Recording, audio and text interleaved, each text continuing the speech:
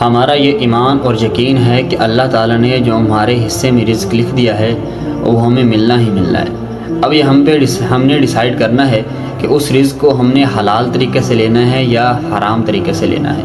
کیونکہ دنیا بہت فاسٹ ہو چکی ہے اور ہمیں بتایا جا رہا ہے کہ پیسہ کماؤ پیسہ کماؤ، پیسہ کمانا چاہیے، لیکن یہ نہیں بتایا جا رہا کہ پیسے کو کس طرح کمانا ہے، حلال طریقے سے کمانا ہے یا حرام طریقے سے کمانا۔ ملنا ہمیں وہی ہے جو اللہ پاک نے ہمارے حصے کا لکھ دیا ہے۔ یہ بات اپنے ذہن میں ہم رکھ لیں، لیکن ہم اپنی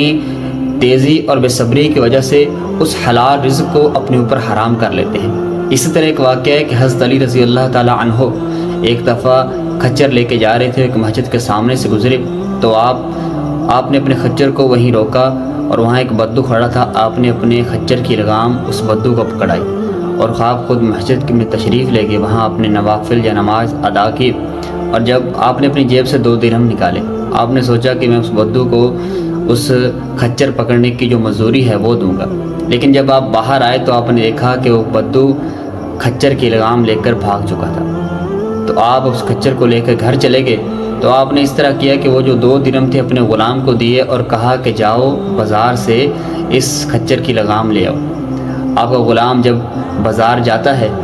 تو کیا دیکھتا ہے کہ وہی لگام جو خچر کی تھی ایک شخص اپنے ہاتھ میں پکڑ کر بازار میں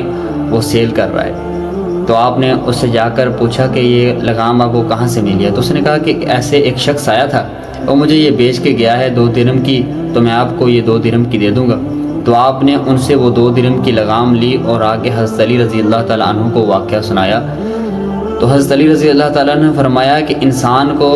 اس کے جو نصیب کا رزق ہے وہی ملنا ہوتا ہے، لیکن وہ اپنی بے صبری اور تیزی کی وجہ سے حلال رزق کو اپنے اوپر حرام کر لیتا ہے۔ اب آپ یہ فیصلہ کریں کہ ہم نے حلال طریقے سے کمانا ہے یا حرام طریقے سے کمانا ہے حلال رزق کو جو اللہ پاک نے ہمارے اوپر لکھ دیا ہے۔ لیکن ہم زبان سے تو اقرار کرتے ہیں کہ اللہ پاک نے ہمارے حصے کا جو رزق ہے وہ لکھ دیا ہے، وہ ہمیں ملنا ہی ملنا ہے، لیکن ہم دل سے تصدیق نہیں کرتے کیونکہ ہمارا دل اس چیز کی گواہی نہیں دے رہا۔ جیسے ہمیں اللہ پاک نے جو کہہ دیا ہے کہ میں نے رزق کا جو ذمہ ہے میرے ذمہ ہے، لیکن ہمیں یقین نہیں ہے اللہ پاک پہ کہ اللہ پاک نے ہمیں دینا اللہ پاک نہیں ہے، لیکن ہمیں یقین نہیں ہے، اس لیے تو ہم حرام طریقے کی طرف جاتے ہیں۔ اگر ہمارا اللہ پاک پہ یقین ہو کہ اللہ پاک نے ہمیں عطا کرنا ہے اور اللہ پاک ہمیں حلال رزق عطا کر رہا ہے، لیکن ہم کیا کرتے ہیں